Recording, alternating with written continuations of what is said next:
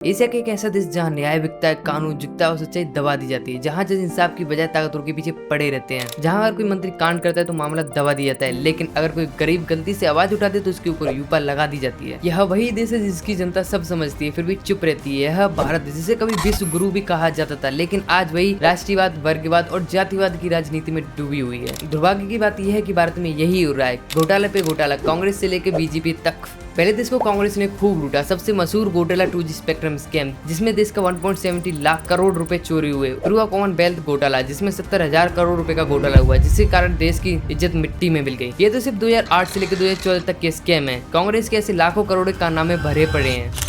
BJP आई तो उसने electoral bond scam से देश का लगभग 6,000 करोड़ का चूना लगाया। इस घोटाले में कांग्रेस भी शामिल थी। जब सुप्रीम कोर्ट ने इन दोनों को सजा देने का फैसला किया तो नियम ही बदल दिए गए। अब पार्टी वाले पैसे निजी बताकर जनता को गुमनाम कर रहे हैं। फर्क सिर्फ इतना है कि एक हिंदू मुस्लिम कार्ड खेलता है तो दूसरा जाति का।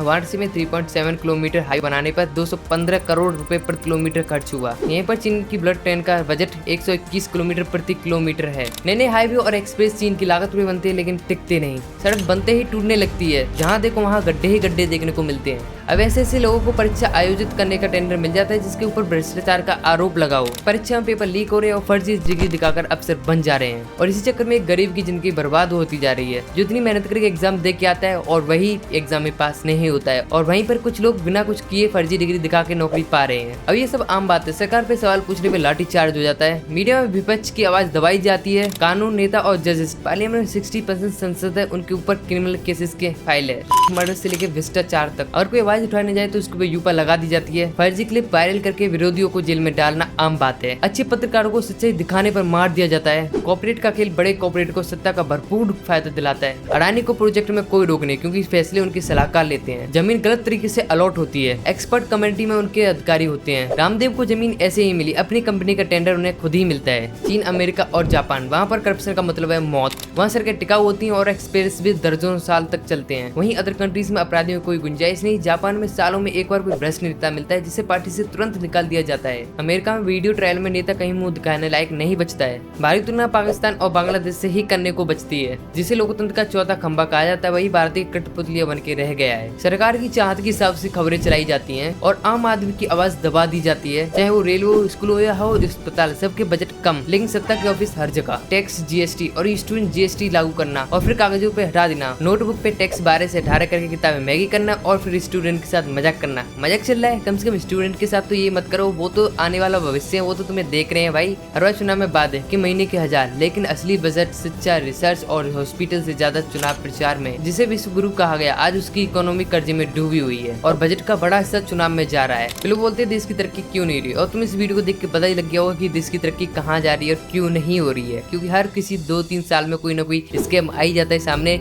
और वैसे भी अब तक बहुत सारे स्कैम हो चुके हैं, जिसके कारण देश का बहुत ज्यादा इकोनॉमी गिर चुकी है। हाँ, तुम्हें दिखाया जाएगा कि हाँ हमारी इकोनॉमी इतनी हो चुकी है, हम वर्ल्ड में इकोनॉमी के नंबर पे 3rd पे हैं, 4th पे, पर रियली असली में थोड़ा रिसर्च करो तो पता चलेगा तुम्हारी असली इकोनॉमी कहाँ पर है। तो चलो ठीक है, आज की वीडियो में इतना ही। आई होप तुमको वीडियो चले तो video like, subscribe and share जरूर करना। चलो तो मिलते हैं नेक्स्ट वीडियो में, जब तक के लिए bye, take care, thanks for watching.